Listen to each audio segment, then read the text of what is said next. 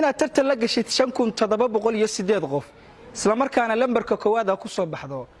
waa mid ka mid ah dhacdooyinkii maalinnimadii shalay ka dhacay gudaha Soomaaliya kadib markii la faafiyay natiijada imtixaanka shahaadiga ee fasalka 12aad ee Puntland waxaan sheekaydan ka wadnaa ardaygii kaalinta koowaad galay imtixaanka Puntland wuxuu ku baasay natiijada wasaaradda waxbarashada Puntland waligeedaan shaacin darajada baqal oo laga rabay wuxuu keenay 99.14 waxa uu dhimay wax ka yar boqolkiiba darajada hal wasaaradda waxbarashada iyo tacliinta sare ee Puntland ayaa shaacisay natiijada in ka badan 5700 oo arday kuwaas oo dhawaan u fariistay imtixaanka dugsiga sare ee Puntland Yacquub Mursal Yuusuf oo dhigta dugsiga sare ee Boosaaso Public ayaa kaalinta koowaad u galay guud ahaan dugsiyada sare ee Puntland waxaana ku baasay natiijada ugu sareysay imtixaan laga qaado abid Puntland Yacquub waxaanu weydiinay guusha uu gaaray iyo dareenkiisa farxadeed marka hore saaxiib waa dhawahay waxaan u mahadcelinayaa TV-ga Saab ee wareysiga la yeelanay haddaan ka hadlo dareenkaygu wuxuu ahaa alxamdulillah aad baan ugu farxay natiijadaas waana mid aan sugayay oo ku hanweynaa waan uga mahadcelinayaa dhammaan marka u horeysa Allah subhanahu wa ta'ala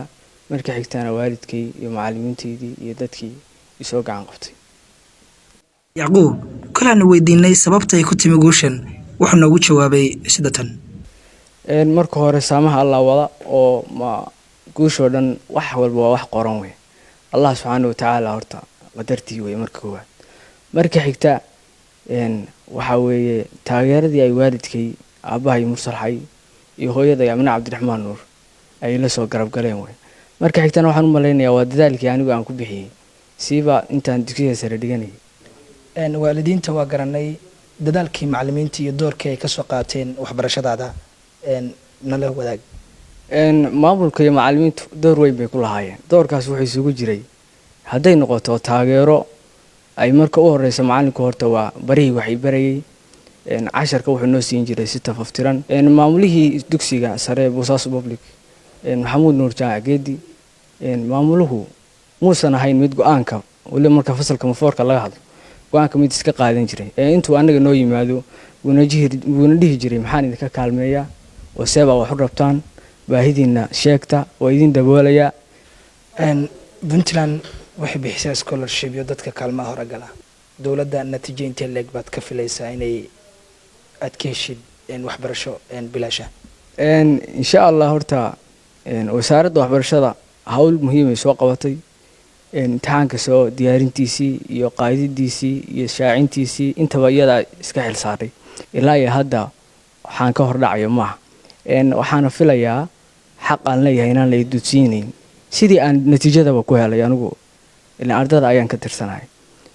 aad baan uga mahadcelinayaa dawladda muhiimadda iyo mas'uuliyadda ay saaray imtixaanka iska saaray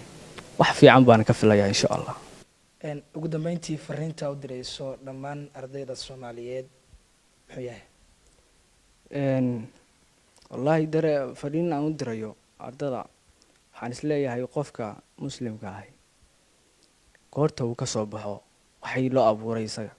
oo ah Ilaahay cibaado ku abuurtay goorta taa meel soo dhigtid bahamiga kalena lagu daboolaya